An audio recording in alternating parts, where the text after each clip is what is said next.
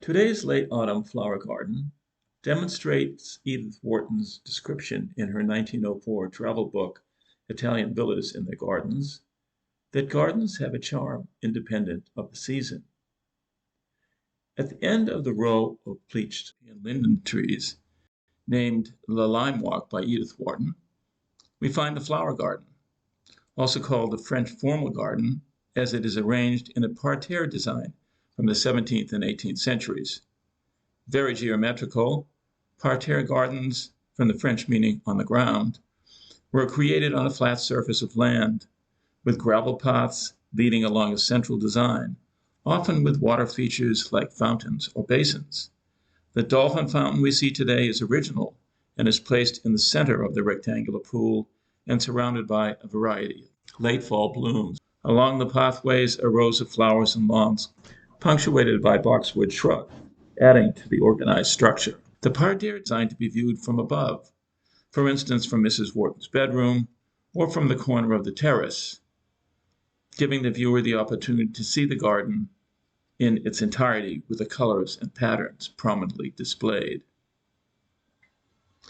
In Mrs. Wharton's time, her garden was filled with her favorite flowers, including petunias, snapdragons, dianthus, or pinks as she called them, and over 30 varieties of phlox.